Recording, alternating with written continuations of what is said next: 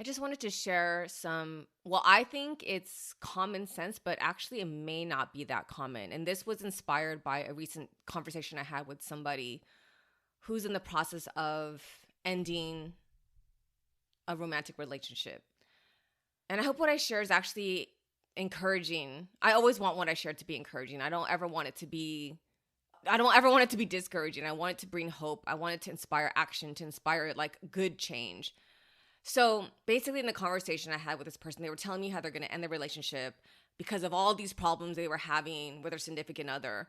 And I just asked the honest question. I asked them, have you told that? Have you told your significant other that all this stuff is bothering you? And the person said essentially, oh, I've given that person like plenty of opportunity to figure it out. I'm like, bruh, that didn't answer my question. Like you basically said, no, I didn't say anything. I just hinted at it, if even that.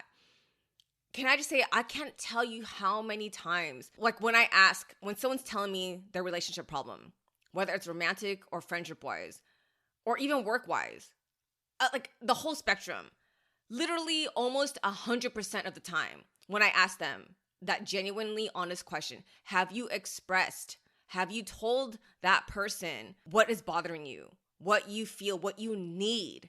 And almost 100% of the time, I will get the same response. Either, no, I didn't say anything because what's the point? Or I hinted at it, but they didn't get the hint. Or no, that person should already know how I think and feel. However it manifests itself, the answer is generally, no, I haven't said anything. It boggles my mind. Honestly, I'm so perplexed. But you know what? I can empathize because I used to do this too. I used to think, oh, well, if, my friend or my boyfriend or something, they should know how I feel. But then I learned, literally, I don't even know half the time how I feel, right? Like, I don't know half the time what I'm thinking or feeling. Like, I have to, externally process. And so how can I expect somebody else to just know how I think and feel? And also this question of, oh, well, what's the point?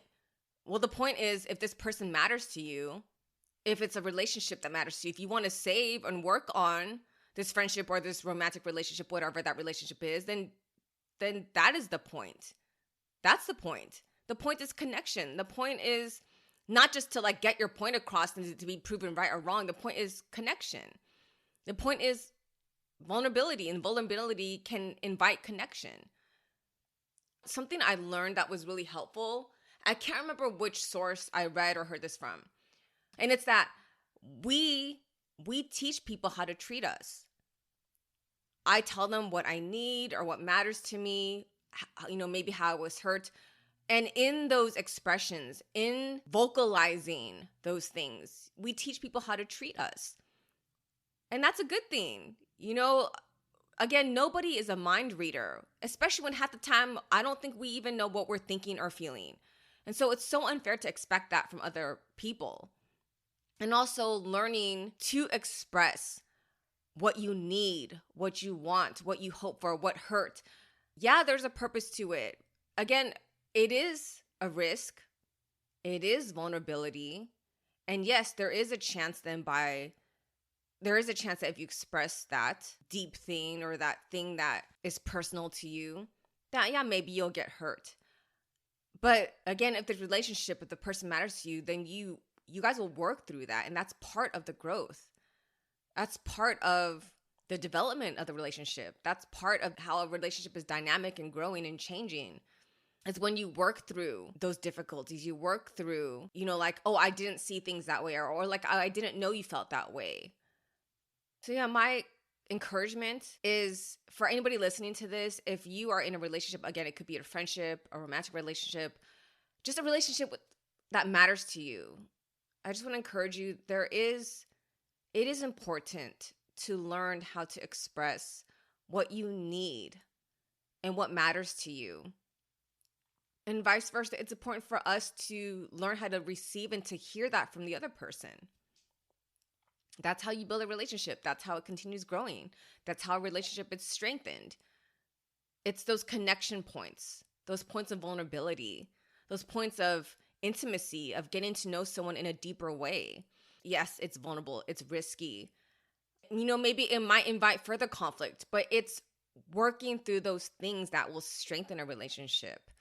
When we avoid or we diminish or we put unrealistic expectations on the other person or even on ourselves, that's when relationships start to break apart. That's when they start to disconnect. That's when there starts to be, more and more distance. I don't want that for the relationships that matter to me. And I suspect you don't want that either. And so, again, my encouragement is learn how to express what you need. Learn to express what's on your mind and on your heart. And not in a condemning way, not in an accusatory way, not like, oh, you did this, and right? But that's a skill, learning how to communicate that in a way that the person can receive it. But all that to say, it's important. It's important to learn how to express what you need, what you feel. Because again, we teach people how to treat us. We can't expect the other person to just read our minds and to just know what we're thinking and feeling and what we need. And it's also such a good lesson for us to learn how to express that, to learn vulnerability, to learn to take that risk, to learn how to work through the uncomfortability, how uncomfortable it can be to be vulnerable. So yeah, I hope what I shared was helpful. I hope it was encouraging and inspired anybody listening to this to put that into practice in your relationships, to put that into practice in your life. And I hope you see your relationships growing and flourishing and thriving. All right. Have a great day. Have an exceptional day. God bless. Bye.